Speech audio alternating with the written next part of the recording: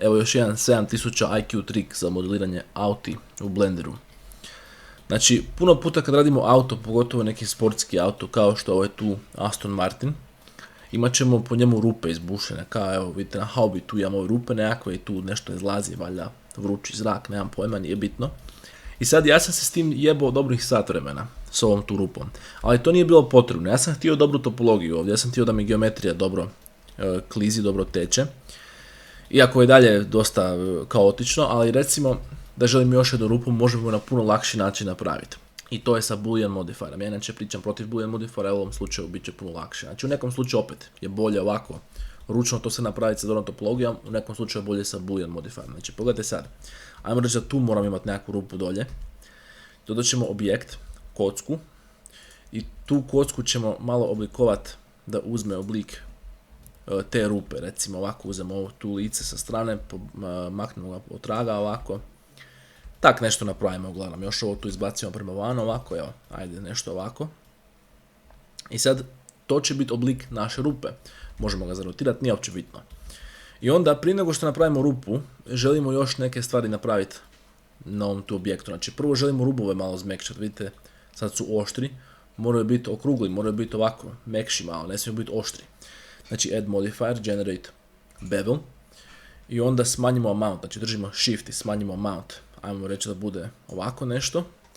I segment stavimo na, ajmo staviti 6, 7, ne mora biti previše, ali opet da nije premalo, jer ako je premalo neće dobro izgledati, ako je previše onda je previše i postaće kaos.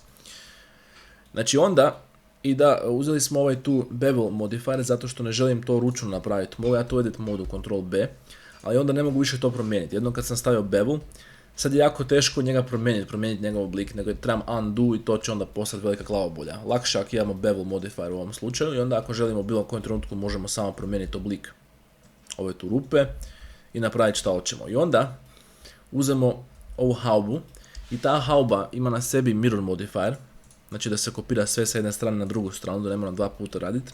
I isto ima subdivision surface modifier.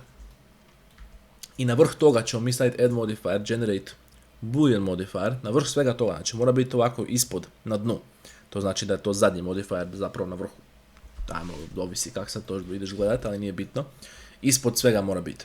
Znači Boolean modifier difference, na ovom tu eyedropperu uzmemo ovu tu kocku koju smo imali.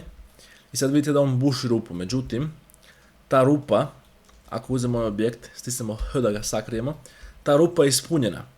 I to nije dobro, zato što onda to će nas stvoriti razne probleme. Znači, sad pogledajte recimo Object Shade Smooth, ako primijenimo ovaj tu Boolean modifier, vidjet ćete uglavnom da će nas stvarati kakve probleme. Znači, ne želimo imati ovo tu dolje ispunjeno. Shade Out of Smooth, ne znam zašto sad to ne radi, valjda zato što nije. Ako ga primijenimo Mirror, ovaj tu, onda idemo Object Shade Smooth, vidjet ćete da, evo sad ne ide, čekaj samo sekundu mi da još njega da primijenimo. Vidite, znači, ako imamo tu geometriju iznutra, može nas stvoriti koje kakve probleme sa sjenčanjem, znači može nam nastati veliko sranje. Uglavnom ne želimo samo imati rupu, ne želimo da bude unutra neki krater, nego samo da bude izbušena rupa kao da smo laserom izrezali, da nema ništa tu. Znači vratit ćemo sad ove tu modifiere.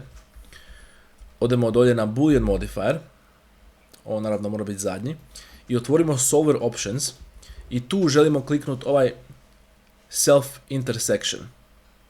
I sad kad to klikneš, možda ti se sruši, evo meni se skoro srušilo, vjerojatno mi se nešto zaštekalo, ali svaki put mi se skoro sruši. Zapravo čak to možda u nekim slučajevima nije bitno, nego moramo jednostavno uzeti ovu tu kocku i produžiti još prema dolje. Mora biti jako duboko unutra. Jer inače, ako nije duboko, ako je jako plitko, onda će nam se napraviti krater.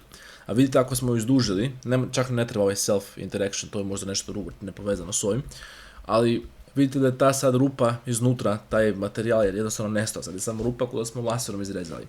I sad mi u bilo kojem trenutku možemo uzeti tu kocku i prebaciti ju recimo tu prema dolje niže, recimo želimo tu imati rupu, želimo ovako tu imati rupu, da nije na vrhu nego da bude tu dolje, želimo da bude možda malo manje. Vidite sad je to vrlo jednostavno, samo uzmemo taj objekt, znači Alt H da ga unhidemo, da ga vratimo i spustimo ga malo niže i doviđenja. Evo imamo još jednu rupu, ako želimo još jednu, brate dragi, samo kopiraš Shift D, premakneš ga prema dolje, možda malo promijeniš oblik, ovako.